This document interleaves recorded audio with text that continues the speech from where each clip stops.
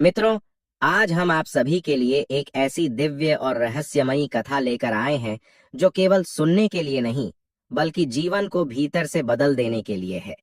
यह कथा साक्षात माता लक्ष्मी और भगवान विष्णु द्वारा देवर्षि नारद को सुनाई गई थी। यह कथा उन सभी लोगों के लिए है जो जीवन में कठिन परिश्रम करते हैं, पूजा पाठ करते हैं, व्रत रखते हैं, दान देते हैं, फिर भी उनके घर में धन नहीं टिकता, शांति नहीं रहती और बार बार दरिद्रता उनका पीछा करती रहती है। मित्रों, बहुत बार मनुष्य यह सोचने लगता है कि शायद भगवान उसकी सुन नहीं रहे, शायद उसकी किस्मत में ही अभाव लिखा है। लेकिन सच्चाई यह है कि कई बार भगवान नहीं, बल्कि हमारी ही कुछ छोटी छोटी आदतें हमारे जीवन में सुख और समृद्धि के द्वार बंद कर देती हैं। आज की यह कथा उसी रहस्य से पर्दा उठाने वाली है। इसीलिए आप सभी से विनम्र निवेदन है कि इस कथा को अधूरा न छोड़ें, बीच में न जाएं, क्योंकि हो सकता है जिस क्षण आप इस कथा को सुन रहे हैं, वही क्षण माता लक्ष्मी की कृपा का पहला संकेत हो। एक समय की बात है, देवर्षि नारद तीनों लोकों में विचरण कर रहे थे। वे जहां भी जाते, वहां एक ही दृश्य बार बार देखते। कोई व्यक्ति रोज मंदिर जाता था, फिर भी दुखी था। कोई स्त्री व्रत और पूजा करती थी, फिर भी उसके घर में कलेश और गरीबी थी। कोई व्यक्ति दिन रात मेहनत करता था, फिर भी उसका धन हाथ में टिकता नहीं था। नारद जी यह सब देखकर भीतर ही भीतर व्यथित हो उठे। उनके मन में एक ही प्रश्न गूंज रहा था कि यदि मनुष्य ईश्वर की भक्ति करता है, तो फिर उसके जीवन में सुख क्यों नहीं आता? क्या भगवान पक्षपात करते हैं, या फिर मनुष्य ही कुछ ऐसा कर रहा है जो उसकी प्रार्थनाओं को निष्फल कर देता है? इन्हीं विचारों में डूबे हुए नारद जी वैकुंठ धाम पहुंचे। वैकुंठ धाम में भगवान विष्णु शेषनाग पर विराजमान थे और माता लक्ष्मी उनके चरणों में विराज कर सेवा कर रही थीं। संपूर्ण वातावरण दिव्य प्रकाश और शांति से भरा हुआ था। नारद जी ने वीणा को एक ओर रखा और दोनों हाथ जोड़कर नमन किया और कहा, नारायण नारायण। भगवान विष्णु मुस्कुराए और माता लक्ष्मी की आंखों में भी स्नेह और करुणा झलक उठी। माता लक्ष्मी ने नारद जी से कहा, आओ नारद, आज तुम्हारा मुख कुछ गंभीर लग रहा है। अवश्य कोई गूढ़ प्रश्न तुम्हारे मन में है। नारद जी ने विनम्र स्वर में कहा, हे माता, हे प्रभु, आज मैं पृथ्वी लोक की पीड़ा देखकर व्यथित हूँ। मनुष्य पूजा करता है, भक्ति करता है, फिर भी उसका जीवन दुखों से भरा रहता है। वे कहते हैं कि भगवान हमारी नहीं सुनते, पर मुझे लगता है कि कहीं न कहीं वे स्वयं ही कुछ भूल कर रहे हैं। मैं जानना चाहता हूं कि वे कौन सी आदतें हैं, वे कौन से व्यवहार हैं जिनके कारण आप मनुष्य के घर में स्थायी रूप से निवास नहीं करती। यह सुनकर भगवान विष्णु ने माता लक्ष्मी की ओर देखा और बोले, हे नारद, आज तुमने अत्यंत महत्वपूर्ण प्रश्न पूछा है। आज हम तुम्हें एक ऐसी कथा सुनाएंगे जो केवल कथा नहीं, बल्कि मनुष्य के जीवन का दर्पण है। माता लक्ष्मी ने गहरी दृष्टि से नारद जी को देखा और कहा, नारद, यह कथा तुम पृथ्वी लोक में अवश्य सुनाना, क्योंकि इसमें मनुष्य की दरिद्रता का वास्तविक कारण छिपा है। इसके बाद भगवान विष्णु बोले, हे नारद, यह कथा एक साधारण स्त्री की है जो बाहर से सामान्य थी, लेकिन भीतर से अत्यंत पवित्र, संस्कारी और भक्ति से परिपूर्ण थी। एक छोटे से गांव में एक स्त्री रहती थी। उसका नाम था सुभद्रा। सुभद्रा अत्यंत सरल स्वभाव की थी। वह ब्रह्म मुहूर्त में उठती, स्नान करती, घर की सफाई करती, तुलसी के पास दीपक जलाती, भगवान का नाम लेती और पूरे मन से पूजा करती। वह अपने पति की सेवा करती, बच्चों की देखभाल करती और बिना किसी शिकायत के अपने कर्तव्यों का निर्वाह करती। गांव की स्त्रियां उसे देखकर कहती थीं कि ऐसी स्त्री के घर में तो लक्ष्मी स्वयं निवास करती होंगी। लेकिन वास्तविकता इससे बिल्कुल उलट थी। सुभद्रा का घर दिन प्रतिदिन गरीबी की ओर बढ़ता जा रहा था। उसका पति दिन भर मेहनत करता, मजदूरी करता, फिर भी जो कमाता वह टिकता नहीं था। कभी बच्चों की बीमारी में खर्च हो जाता, कभी कर्ज चुकाने में चला जाता। घर में कभी अनाज की कमी हो जाती, कभी दवा के पैसे नहीं होते। सबसे आश्चर्य की बात यह थी कि सुभद्रा ने कभी भगवान को दोष नहीं दिया। वह हमेशा कहती, प्रभु जो करते हैं भले के लिए करते हैं, जब उनकी इच्छा होगी सब ठीक हो जाएगा। लेकिन रात के सन्नाटे में जब सब सो जाते, तब वह दीपक के सामने बैठकर रोती। उसका हृदय प्रश्नों से भरा होता, पर उसके होंठों पर शिकायत नहीं होती। एक रात उसने बहुत ही टूटे हुए स्वर में माता लक्ष्मी से प्रार्थना की। उसने कहा, हे लक्ष्मी माता, मैं जानती हूं कि आप बिना कारण किसी को नहीं छोड़ती। यदि मेरे घर में दुख है तो अवश्य मुझसे कोई भूल हो रही है। मेरी पूजा में क्या कमी है, मेरे आचरण में क्या दोष है, कृपया मुझे मार्ग दिखाइए। जैसे ही उसने यह कहा, उस छोटे से कमरे में अचानक एक दिव्य प्रकाश फैल गया। हवा में कमल की सुगंध भर गई। दीपक की लौ असाधारण रूप से स्थिर हो गई। सुभद्रा भय और श्रद्धा से कांप उठी। उसने देखा कि उसके सामने साक्षात माता लक्ष्मी खड़ी हैं। वह तुरंत भूमि पर गिर पड़ी और माता के चरणों में सिर रख दिया। उसका कंठ अवरुद्ध हो गया। माता लक्ष्मी ने करुणा से उसे उठाया और कहा, पुत्री, डरो मत। तुम पवित्र हो, तुम संस्कारी हो, तुम मेहनती हो और तुम सच्ची भक्ति करने वाली हो। लेकिन केवल भक्ति ही पर्याप्त नहीं होती। तुम्हारी कुछ छोटी छोटी आदतें ऐसी हैं जो मेरे स्थायी निवास में बाधा बन रही हैं। यह सुनकर सुभद्रा की आंखों से आंसू बहने लगे। उसने कांपते स्वर में कहा, हे माता, कृपया मेरी भूलें मुझे बता दीजिए। मैं उन्हें सुधारना चाहती हूँ। माता लक्ष्मी का स्वर गंभीर हो गया, पर उसमें करुणा बनी रही। उन्होंने कहा, पुत्री, पूजा और आचरण, इन दोनों का संतुलन ही समृद्धि लाता है। यदि पूजा शुद्ध है लेकिन आचरण अशुद्ध है तो भक्ति का फल अधूरा रह जाता है। आज मैं तुम्हें तुम्हारी ही कुछ ऐसी आदतों के विषय में बताऊंगी जिन्हें तुम तुच्छ समझती रही हो, लेकिन वही आदतें तुम्हारे जीवन में दरिद्रता का कारण बन रही हैं।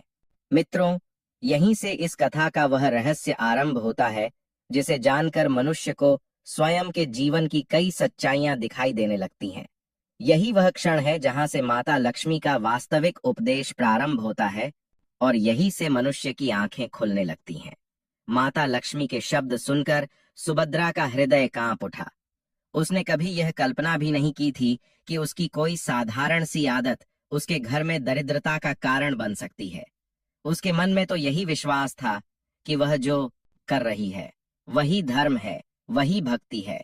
वह दिन में कई बार भगवान का नाम लेती थी, किसी का बुरा नहीं सोचती थी।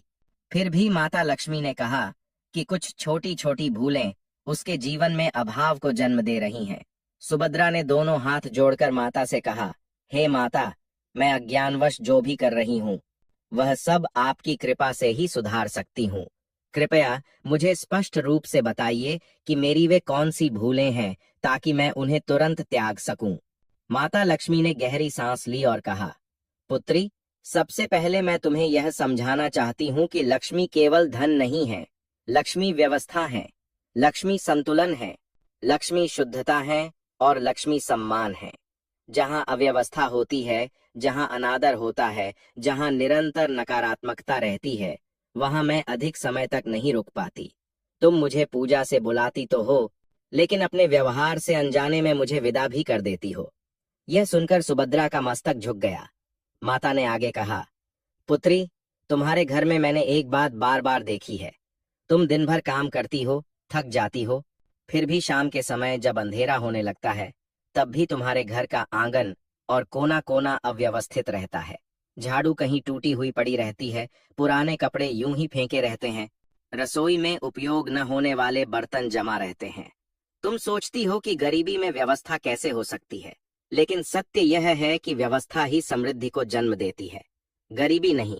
सुभद्रा को याद आया कि सच में वह अक्सर कहती थी कि जब धन ही नहीं है तो सजावट और व्यवस्था किस लिए। माता लक्ष्मी ने जैसे उसके मन की बात पढ़ ली हो, कहा, पुत्री, यही सोच सबसे बड़ी भूल है। जो व्यक्ति अभाव में भी व्यवस्था रखता है वही समृद्धि का अधिकारी बनता है। जहां टूटी फूटी वस्तुएं सहेज कर रखी जाती हैं वहां मैं प्रवेश नहीं करती। टूटी झाड़ू, फटे बर्तन, टूटे पलंग, ये सब दरिद्रता की ऊर्जा को बढ़ाते हैं। तुम पूजा तो करती हो, लेकिन उन्हीं हाथों से टूटी झाड़ू को घर के कोने में फेंक देती हो, यह मेरे लिए अपमान के समान है। यह सुनकर सुभद्रा की आंखें भर आईं। उसने कांपते स्वर में कहा, हे माता, मैं तो यही समझती थी कि टूटी चीजों को फेंकना अपव्यय है। माता लक्ष्मी ने करुणा से कहा, नहीं पुत्री, टूटी और अनुपयोगी वस्तुओं को त्यागना अपव्यय नहीं, बल्कि ऊर्जा की शुद्धि है। जो बीत गया है, जो टूट चुका है, उसे पकड़कर रखने से नया प्रवेश नहीं कर पाता। यही नियम जीवन पर भी लागू होता है और घर पर भी। इसके बाद माता लक्ष्मी ने दूसरी भूल की ओर संकेत किया। उन्होंने कहा, पुत्री, मैंने तुम्हारे मुख से कई बार यह वाक्य सुना है कि हमारे भाग्य में ही गरीबी लिखी है, हम क्या कर सकते हैं। यह वाक्य बहुत साधारण लगता है, लेकिन यही वाक्य मेरे लिए द्वार बंद कर देता है। जो व्यक्ति स्वयं को अभागा मान लेता है, उसके जीवन में सौभाग्य कैसे ठहरे। शब्द केवल ध्वनि नहीं होते, शब्द ऊर्जा होते हैं। जब तुम बार बार अभाव की बात करती हो, तो वही अभाव तुम्हारे चारों ओर गहराता चला जाता है। सुभद्रा को याद आया कि वह अक्सर बच्चों से कहती थी कि हमारे पास पैसे नहीं हैं, इसलिए यह नहीं कर सकते, वह नहीं कर सकते। माता लक्ष्मी ने कहा, पुत्री, बच्चों के मन पर तुम्हारे शब्द अमिट छाप छोड़ते हैं। तुम उन्हें अनजाने में अभाव की चेतना दे रही हो। समृद्धि पहले मन में आती है, फिर घर में। जिस घर में हर समय गरीबी की चर्चा होती है, वहां मैं ठहर नहीं पाती। फिर माता लक्ष्मी ने तीसरी बात कही, जो सुभद्रा के लिए सबसे अधिक पीड़ादायक थी। उन्होंने कहा, पुत्री, तुम अपने पति से प्रेम करती हो, उनकी सेवा करती हो, लेकिन जब वे थक कर घर आते हैं और कुछ देर मौन रहते हैं, तब तुम मन ही मन उन्हें अयोग्य समझने लगती हो। तुम उन्हें दोष नहीं देती, लेकिन तुम्हारे भीतर की निराशा, तुम्हारी चुप पीड़ा, सब मैं देखती हूँ। जहाँ पति का सम्मान भीतर से भी कम हो जाता है, वहां मैं स्थायी रूप से नहीं रहती। पति केवल कमाने वाला व्यक्ति नहीं होता, वह घर की धुरी होता है। यह सुनते ही सुभद्रा फूट फूट कर रोने लगी। उसने कहा, हे माता, मैंने कभी उन्हें अपमानित नहीं किया, कभी ऊंची आवाज में बात नहीं की। माता लक्ष्मी ने कहा, पुत्री, मैं बाहरी शब्दों से अधिक भीतर की भावना देखती हूँ। मौन में छिपी निराशा भी ऊर्जा बनकर घर में फैलती है। जब पति स्वयं को असफल महसूस करने लगता है, तब उसका भाग्य भी दुर्बल हो जाता है। इसके बाद माता लक्ष्मी ने चौथी भूल बताई। उन्होंने कहा, पुत्री, तुम प्रतिदिन पूजा करती हो, लेकिन तुम जो कुछ भी कमाती हो या जो थोड़ा बहुत घर में आता है, उसमें से किसी को कृतज्ञता के साथ अर्पित नहीं करती। तुम दान को तब तक टालती रहती हो जब तक बहुत अधिक न हो जाए। याद रखो, दान मात्रा से नहीं, भावना से होता है। जो थोड़ा पाकर भी कृतज्ञ होता है, वही अधिक पाने योग्य बनता है। मित्रों, उस छोटे से घर में माता लक्ष्मी के वचन गूंज रहे थे और सुभद्रा का हृदय जैसे भीतर से खुलता जा रहा था। उसे पहली बार समझ में आ रहा था कि उसकी दरिद्रता केवल परिस्थितियों का परिणाम नहीं थी, बल्कि कुछ विचारों, कुछ आदतों और कुछ अनजाने व्यवहारों का फल थी। उसने माता से कहा, हे माता, यदि मैं इन सब भूलों को सुधार लूं, तो क्या आप मेरे घर में निवास करेंगी? माता लक्ष्मी मुस्कुराईं और कहा, पुत्री, मैं कहीं बाहर नहीं जाती। मैं तो सदा तुम्हारे ही आसपास रहती हूँ। बस मुझे रोकने वाले द्वार हटाने होते हैं। माता लक्ष्मी ने जाते जाते कहा, आज से तुम अपने घर में शुद्धता, व्यवस्था और सकारात्मक वाणी को स्थान देना। टूटे और अनुपयोगी वस्तुओं को सम्मान पूर्वक विदा करना। अपने पति और बच्चों के प्रति भीतर से भी कृतज्ञ होना। और सबसे महत्वपूर्ण, स्वयं को अभागा कहना छोड़ देना। जिस दिन तुमने स्वयं को सौभाग्यशाली मान लिया, उसी दिन से मेरा वास प्रारंभ हो जाएगा। यह कहकर माता लक्ष्मी अंतर्ध्यान हो गईं। कमरे का प्रकाश धीरे धीरे सामान्य हो गया, लेकिन सुभद्रा के भीतर कुछ बदल चुका था। वह पहले जैसी नहीं रही थी। उस रात वह बहुत देर तक जागती रही, लेकिन पहली बार उसके मन में बोझ नहीं था, बल्कि एक अजीब सी शांति थी, जैसे उसे जीवन का कोई बड़ा रहस्य मिल गया हो। मित्रों, यहीं पर इस कथा का दूसरा चरण पूर्ण होता है, लेकिन परिवर्तन की वास्तविक यात्रा अभी आरंभ ही हुई है। माता लक्ष्मी का उपदेश सुन लेना सरल है, लेकिन उसे जीवन में उतारना ही वास्तविक साधना है। आगे क्या हुआ? क्या सच में सुभद्रा के जीवन में परिवर्तन आया? क्या उसके घर में लक्ष्मी का स्थायी वास हुआ, या फिर वह भी अन्य लोगों की तरह कुछ दिनों में सब भूल गई? इसका उत्तर अगली कड़ी में छिपा है। माता लक्ष्मी के अंतर्ध्यान होते ही सुभद्रा कुछ क्षणों तक उसी स्थान पर बैठी रही। कमरे में दीपक अब भी जल रहा था, लेकिन उसकी लौ पहले जैसी नहीं थी। उसमें एक स्थिरता थी, जैसे किसी ने हवा को भी शांत कर दिया हो। सुभद्रा ने पहली बार अपने भीतर ऐसा अनुभव किया कि गरीबी केवल खाली जेब का नाम नहीं है, बल्कि यह मन की वह अवस्था है जिसमें मनुष्य स्वयं को हारा हुआ मान लेता है। उस रात उसने निर्णय लिया कि वह केवल पूजा की संख्या नहीं बढ़ाएगी, बल्कि अपने जीवन के व्यवहार को बदलेगी। अगली सुबह वह ब्रह्म मुहूर्त में उठी, लेकिन आज उसका उठना केवल आदत नहीं था, उसमें जागृति थी। सबसे पहले उसने घर के आंगन में पड़ी टूटी झाड़ू को उठाया। वह झाड़ू वर्षों से उसी कोने में पड़ी थी। हर बार वह सोचती थी कि अभी काम चल रहा है, बाद में बदल लेंगे। आज उसने उस झाड़ू को सम्मानपूर्वक बाहर ले जाकर त्याग दिया। उसके हाथ कांप रहे थे, जैसे वह किसी पुरानी सोच को विदा कर रही हो। फिर उसने घर के भीतर उन बर्तनों को निकाला जो वर्षों से बिना उपयोग के रखे थे। कुछ टूटे थे, कुछ जंग लगे थे। उसने उन्हें साफ कपड़े में बांधा और मन ही मन प्रार्थना की कि जो भी ऊर्जा अब तक रुकी हुई थी वह मुक्त हो जाए। उस क्षण उसे कोई धन नहीं मिला, कोई चमत्कार नहीं हुआ, लेकिन उसके भीतर एक हल्कापन आ गया, जैसे किसी ने उसके हृदय से बोझ उतार दिया हो। इसके बाद उसने घर की सफाई की, लेकिन आज की सफाई में क्रोध या थकान नहीं थी। वह हर कोने को साफ करते हुए मन ही मन माता लक्ष्मी का स्मरण कर रही थी। रसोई में उसने अनावश्यक सामान हटाया, मसालों को व्यवस्थित किया, चूल्हे के पास दीपक जलाया। जब सूर्य की पहली किरण घर में आई तो उसे ऐसा लगा जैसे उसका घर पहले से अलग दिख रहा है, जैसे दीवारों ने भी गहरी सांस ली हो। जब उसका पति सोकर उठा तो उसने सुभद्रा के चेहरे पर एक अलग ही शांति देखी। वह कुछ कहना चाहता था, लेकिन शब्द नहीं मिले। सुभद्रा ने मुस्कुराकर उसे पानी दिया और प्रेम से कहा, आज आपको देर नहीं हो रही, आराम से तैयार हो जाइए। उसके स्वर में कोई शिकायत नहीं थी, कोई चिंता नहीं थी। यह छोटी सी बात उसके पति के मन को छू गई। वर्षों बाद उसने स्वयं को घर में सम्मानित महसूस किया। वह बिना कुछ बोले काम पर निकल गया, लेकिन उसके कदम आज कुछ अधिक दृढ़ थे। दिन बीतते गए।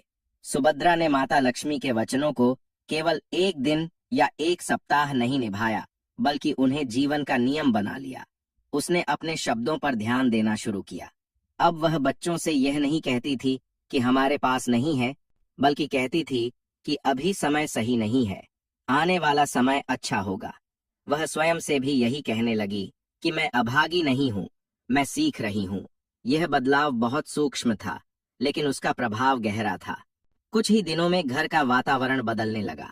बच्चों की चिड़चिड़ाहट कम हो गई। पति जब भी घर आता तो थकान के बावजूद कुछ देर मुस्कुराकर बैठता। सुभद्रा ने यह भी शुरू किया कि जो थोड़ा बहुत अन्न घर में आता, उसमें से एक छोटा हिस्सा कृतज्ञता के साथ अलग रखती। कभी वह किसी भूखे को दे देती, कभी गाय को रोटी खिला देती, कभी मंदिर में चढ़ा देती। उसने कभी यह नहीं सोचा कि जब ज्यादा होगा तब दान करेंगे। उसने सीखा कि देने से कमी नहीं आती, बल्कि मार्ग बनता है।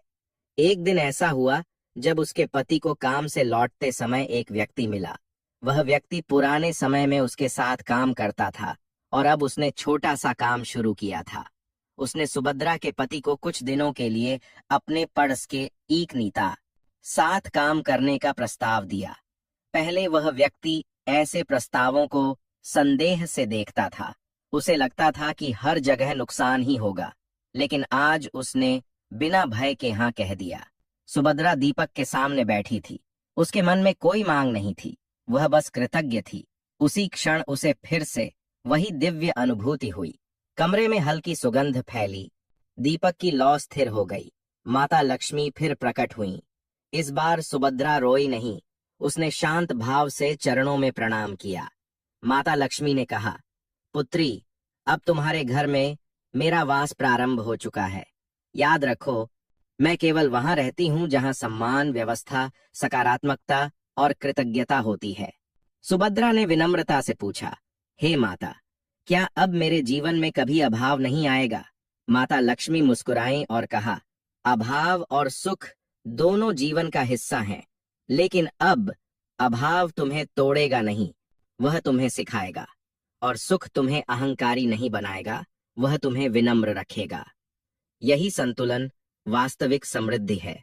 माता लक्ष्मी के अंतर्ध्यान के बाद सुभद्रा ने पहली बार महसूस किया कि वह केवल एक गरीब स्त्री नहीं रही, बल्कि वह जीवन के रहस्य को समझने वाली साधिका बन चुकी थी।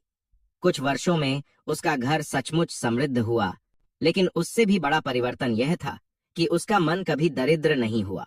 गांव की अन्य स्त्रियां उससे पूछती थीं कि उसके जीवन में ऐसा क्या बदल गया। वह बस मुस्कुराकर कहती, मैंने पूजा कम नहीं की, लेकिन सोच बदल ली। मित्रों, इस कथा का सार यही है कि माता लक्ष्मी दूर नहीं रहती। वे हमारे ही घर में आने को तैयार होती हैं, लेकिन हमें पहले अपने भीतर और अपने व्यवहार में स्थान बनाना होता है। टूटी वस्तुएं केवल सामान नहीं होती, वे टूटी सोच का प्रतीक होती हैं। नकारात्मक शब्द केवल आवाज नहीं होते, वे भाग्य की दिशा बदल देते हैं। और कृतज्ञता केवल आदत नहीं होती, वह समृद्धि की जड़ होती है। जो व्यक्ति इस कथा को सुनकर केवल सुन लेता है, उसके जीवन में कुछ नहीं बदलता। लेकिन जो व्यक्ति इस कथा को अपने जीवन में उतार लेता है, उसके लिए यह कथा नहीं, वरदान बन जाती है।